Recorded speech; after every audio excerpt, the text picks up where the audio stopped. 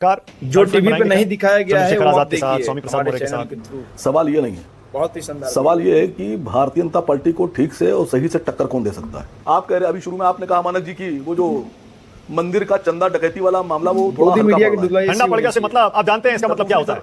Media में, social media में नेताओं की जुबान से मसला ठंडा पड़ता है, आप जानते हैं ये बात। नहीं तो आप लोगों ने क्यों ठंडा पड़ने दिया सर? आप तो जो कोल माइन घोटाला हुआ था, कोलगेट जो हुआ ही नहीं था, बेमानी का घोटाला जो हुआ ही नहीं था कोलगेट, उसको तो आप लोगों ने ठंडा नहीं पड़ने दिया था। पूरा 3 साल तक आप रेले रहे थे कांग्रेस सरकार को, वो तो आपने 3 साल तक ठंडा नहीं पड़ने दिया था, जबकि घोटाला ही नहीं हुआ था।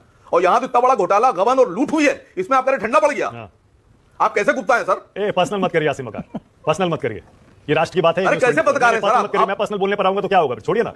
क्योंकि अब एक मामला ये भी चलेगा कि जिनको भगवान हनुमान कहा जाता है, महाबली, उनको एक झंडा बीजेपी ने अपना पकड़ा के पार्टी का और अपनी गाड़ी के आगे नाच भी करा दिया, और उस पर भी आप लोग चुप हैं सर, ये मुद्दा ही नहीं बना रहे। आपने ये कैसे कह दिया मामला ठंडा हो गया है? आपको माफी मांगना पड़ेगी देश से sir. A few moments later. मालिक वो देखो आसिम मकार थर्ड फ्रंट बनाएंगे क्या चंद्रशेखर आजाद के साथ, स्वामी प्रसाद मौर्य के साथ? नहीं, चंद्रशेखर साहब के साथ बनाएंगे या स्वामी साहब के साथ बनाएंगे या अखिलेश जी के साथ बनाएंगे, सवाल ये नहीं है। सवाल ये है कि भारतीय जनता पार्टी को ठीक से और सही से टक्कर कौन दे सकता है। गजब बेइज्जती है। और स्टार्टिंग हुई है, बहुत बड़े बड़े लोग बैठे हुए हैं, तो मैं यहाँ पर एक सबसे पहले तो सवाल ये पूछ लूँ कि हमको आप बताते हैं बीजेपी की बी टीम, अखिलेश जी बताते हैं कि वो मुसलमानों के सारे वोट उन्हीं के साथ जा रहे हैं, मसीहा हैं वो। मैं आज एक लेटर मेरे हाथ लगा है, मैं भाटी जी से पूछूंगा, आरोप नहीं लगा रहा हूँ, खाली इस बात की जानकारी चाह रहा था। ये लेटर जरा सा एक बार दिखाइए कैमरे पर अपने, देखिए, पढ़ दीजिए, देखिए, पढ़ के सुना दीजिए आसिम मकार, पढ़ के सुना दीजिए, समझ में नहीं आ रहा। यह लेटर अखिलेश यादव जी के लोकसभा सदस्य के पैड पर है, जिलाधिकारी कन्नौज को उन्होंने लिखा है। ये गड़बड़ है बाबा। इसमें 17 मंदिरों के नाम लिखे हैं और उसमें अखिलेश जी जिलाधिकारी से कह रहे हैं कि मेरी सांसद निधि से इन 17 मंदिरों को सोलर ऊर्जा से आप वो कर दीजिए, इस पर सोलर ऊर्जा लगा दीजिए। तो मैं भाटी जी से इसलिए शुरू में पूछे ले रहा हूं कि आपको हमारा 100% वोट मिलता है, बामन आपको वोट देता नहीं, ठाकुर आपको वोट देता नहीं, बनिया आपको वोट देता नहीं, और इन सारे मंदिरों पर आप सोलर लगा रहे हैं। तो क्या कोई लिस्ट आप ऐसी भी जारी करेंगे जिसमें आपने अपने कन्नौज क्षेत्र के 2-3-4 मस्जिदों पर भी आपने सोलर पैनल लगाने की सिफारिश की है या पैसा जारी किया है? जारी अगर है तो मुझे बता दीजिएगा यहां मैं, क्योंकि अगले टर्म में मेरा सवाल बदल जाएगा। यही नहीं, अभी और सुनिए।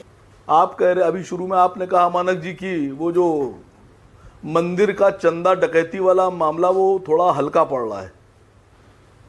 सर ये मंदिर की डकैती है सर, मर्यादा पुरुषोत्तम भगवान श्री राम का जो खजाना है वो लूट है, वो नरम पड़ गया आपके हिसाब से। अरे ठंडा पड़ गया बोला मैंने, नरम नहीं कहा, कैसे ठंडा पड़ गया बोला।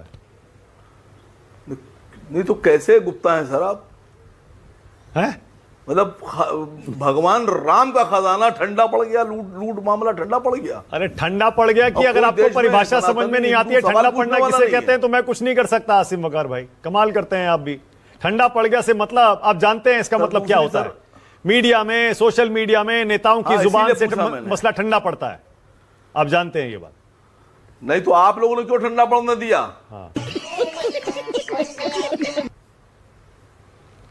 सर आप तो जो कोल माइन घोटाला हुआ था, कोलगेट जो हुआ ही नहीं था, बेमानी का घोटाला जो हुआ ही नहीं था कोलगेट, उसको तो आप लोगों ने ठंडा नहीं पड़ने दिया था। पूरा 3 साल तक आप रेले रहे थे कांग्रेस सरकार को, वो तो आपने 3 साल तक ठंडा नहीं पड़ने दिया था, जबकि घोटाला ही नहीं हुआ था। और यहां तो इतना बड़ा घोटाला, गबन और लूट हुई है, इसमें आप कह रहे ठंडा पड़ गया। आप कैसे गुप्ता है सर? पर्सनल मत करिए आसिम मकार, पर्सनल मत करिए, ये राष्ट्र की बात है। अरे कैसे पत्रकार है सर पर्सनल मत करिए, मैं पर्सनल बोलने पर आऊंगा तो क्या होगा फिर, छोड़िए ना, पर्सनल नहीं करिए, मुद्दे की बात। अरे मैं तो उकसा रहा हूं, जितना हम हर मुद्दे को गर्म रखते हैं उतना कोई नहीं रखता होगा। आपको भी पता है ये बात। पता नहीं आप ये सोशल मीडिया में वायरल होने के लिए इस तरह की हरकतें क्यों करते हैं जब भी आते हैं। मुद्दे की बात करिए। अभी बताता है भाई, अभी बताता है। और अभी आपने एक बयान सुनाया योगी जी वाला, क्यों बता रहे थे हनुमान मंदिर में नमाज। सर इस तरह के बयान देने से फायदा नहीं है सर, क्योंकि अब एक मामला ये भी चलेगा कि जिनको भगवान हनुमान कहा जाता है, महाबली, उनको एक झंडा बीजेपी ने अपना पकड़ा के पार्टी का और अपनी गाड़ी के आगे नाच भी करा दिया, और उस पर भी आप लोग चुप हैं सर, ये मुद्दा ही नहीं बना रहे। तू समझा? हाँ। नहीं तू समझा नहीं। लेकिन खजाने वाली बात, रामचंद्र जी के खजाने वाली बात तो हमारी और आपके बीच में है। आपने ये कैसे कह दिया मामला ठंडा हो गया है? आपको माफी मांगना पड़ेगी देश से सर। अरे आपको माफी मांगना पड़ेगा, हमको नहीं मांगना पड़ेगा। माफी आपको मांगना पड़ेगा। किससे? आसिम वकार। अभी आपने पहले से हार मान ली यूपी के चुनाव में, आपने ऐलान कर दिया कि बीजेपी जीतने वाली है। आपने कहा 27 के बाद देखिएगा अखिलेश जी खुद थर्ड फ्रंट बनाएंगे, अलग हो जाएंगे। मतलब आप अभी से ऐलान कर रहे हैं कि बीजेपी जीतने वाली है उत्तर प्रदेश। मैंने कहा बीजेपी जीत रही है? मैंने कहा 27 चुनाव के बाद हो सकता हो कि बीजेपी हार जाए। बात तो सही है तलिन जी, सही है। भाटी जी का सवाल हमें तो याद नहीं पड़ रहा कि हनुमानगढ़ी की सीढ़ियों पर कभी विपक्ष ने नमाज पढ़वाई हो। योगी जी क्या कह रहे हैं? योगी जी ने कहा है तो उनको जानकारी पे ही कहे होंगे, क्योंकि योगी जी बड़ा सोच समझ के बात करते हैं। और दरअसल मैं तो इस बात से मतलब क्या कहें, भगवान श्री राम की क्या माया है, क्या कृपा है। कल तक जो भगवान श्री राम को याद नहीं करते थे, आज सब भगवान श्री राम और मंदिर की चिंता कर रहे हैं। अब अखिलेश जी की पार्टी का ही देख लीजिए आप, भाटी जी है यहाँ, भगवान श्री राम का मंदिर वहां बने, उसके लिए कभी तो मांग समाजवादी पार्टी से आई नहीं। जो कार सेवक उस मांग को करते थे उन्होंने गोलियां खाई। क्या कहना क्या चाह रहे हैं भाई आप? आज हिंदू और मुसलमान की भाईचारे की बात हो रही है, भगवान श्री राम के मंदिर की चिंता हो रही है। चिंता करने से पहले यह सोचना चाहिए कि कंप्लेनेंट कौन है, ट्रस्ट है। एसआईटी ने तुरंत जो है, जो लोग असली चोरी कर रहे थे उनको पकड़ा। जांच तो पूरी हुई नहीं, जांच पूरी हो जाएगी तो सारी चीजें सामने आ जाएंगे। हम सब आहत हैं, इस बात पर हम एक है, चाहे अखिलेश जी हो अपने कांग्रेस पार्टी के, चाहे अखिलेश जी हो समाजवादी पार्टी के नेता हैं, वरिष्ठ नेता हैं, भाटी जी हो उनके प्रवक्ता, जो भी है, हम जिस मर्जी राजनीतिक दल से हो, इस बात पर एक है कि भगवान श्री राम के मंदिर में चोरी यदि हुई है, चोरी जो हुई है, यदि नहीं जो हुई है, उस चोरी में जो भी जुड़ा है, चाहे उसने चोरी की या जिसने उसको छिपाने की बात की, उस पर कार्रवाई होनी चाहिए।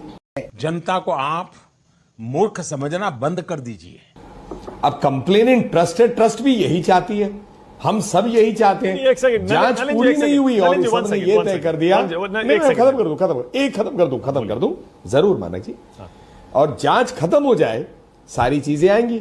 जांच के लिए कोई रुका नहीं, अटकलें लगा रहे। अब मैं 3 राजनीतिक दलों की बात कर रहा हूं। मैंने तो कहा कि समाजवादी पार्टी ने तो गोलियां चलाई कार सेवकों पे।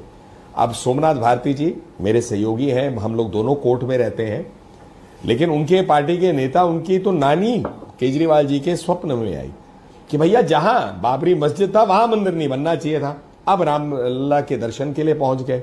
अब कह रहे जी हम वहां पर पूजा भी करेंगे, पाठ भी करेंगे। तो मैं मानता हूं ये प्रायश्चित का एक अच्छा समय आ गया। मस्त जोक मारा रे, ये हंस रहे हलकट हंस।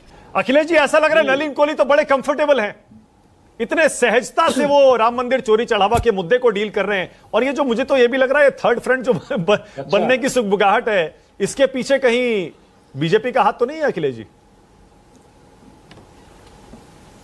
देखिए, थर्ड फ्रंट मतलब बीजेपी की तीसरी टीम। हाँ, ये सही है। बीजेपी की तीसरी टीम बीजेपी बनाने का प्रयास कर रही है। हाँ।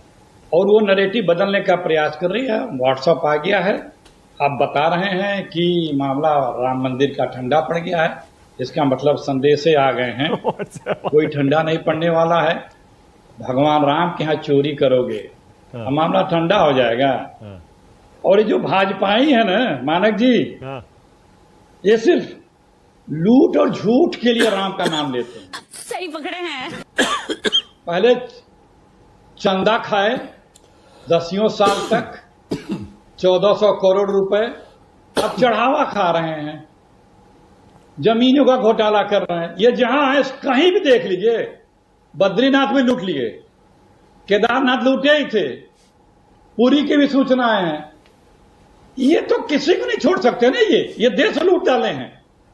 इनको तो आप, जिनका मैंने कहा है कि ये सिर्फ लूट और झूठ, दिन भर बोलना और कल कैसे बोलना उसके लिए लगे रहते हैं। ये एक एक पाई पाई लूटे हैं। और आश्चर्य इस बात का है कि मोदी जी जिन्होंने इस ट्रस्ट को बनाया, जिसके मेंबरों का चयन किया, वो केंद्र की सरकार और मोदी जी क्यों खामोश है? अरे हम तो फकीर आदमी हैं। ये गड़बड़ है बाबा। कि ट्रस्ट के लोग क्यों अभी बने हुए हैं? इसीलिए बना था ट्रस्ट, लूटने के लिए। सबको पता था जब बन रहा था। मानक जी, आप मेरा उस समय का भी निकाल के वीडियो देखिए, मैंने तभी भी कहा था ये चंदा खाए हैं, चढ़ावा खाने के लिए मंदिर में आ गए। गजब बेइज्जती है। लेकिन वहां पे पता है कि भगवान राम के मंदिर में निर्माण से लेकर के चंदा चढ़ावा में बहुत रुपए आएगा। उसको संघ का कार्यालय स्वरूप वहां बनाया। आप गए थे कि नहीं कवरेज में? जब प्राण प्रतिष्ठा हुआ था मानक जी, नहीं, सारे खंभों पे किसकी फोटो में लटकी थी? किसकी? वीडियो निकालिए, आरएसएस के उन दो नेताओं की। अच्छा अखिलेश जी, एक बात बताइए, जब RSS आप उन दो बीएसपी नेताओं को की अपने अयोध्या के गठबंधन हर में लाने खंभे की के कोशिश खंभे कर पे सकते हैं, उनकी फोटो लटकी हुई आपके थी। नेता मायावती जी के यहां चले गए थे, जब आप कोशिश कर सकते हैं बीएसपी को अपने गठबंधन में लाने की, तो ये थर्ड फ्रंट ओवैसी जी क्यों नहीं बना सकते भाई? वो भी तो कोशिश करेंगे। आप उनको कह रहे हैं बीजेपी का थर्ड फ्रंट है, ये बीजेपी की बी टीम है। तो कौन मना कर रहा है? बनावे। हाँ, हम अपनी प्रतिक्रिया दे रहे हैं, हम मना करें थोड़ी कर रहे हैं। आप बनवा दीजिए, हमें आप बनवाएं, हमें कोई आपत्ति नहीं है। क्या बात, ये बात है। जो भी प्रधानमंत्री या मुख्यमंत्री हैं वो सबके हमारे भी हैं, सबके हैं। सत्ता में पदेन मुख्यमंत्री सबके हैं, हमारी जो भी विचारधारा भिन्न हो। लेकिन क्या जो भाषा उत्तर प्रदेश के मुख्यमंत्री द्वारा बोली जा रही है, क्या वो उस एक सीएम की मर्यादित भाषा कही जा सकती है? गजब बेइज्जती है। तू समझा? हाँ। नहीं, तू समझा नहीं।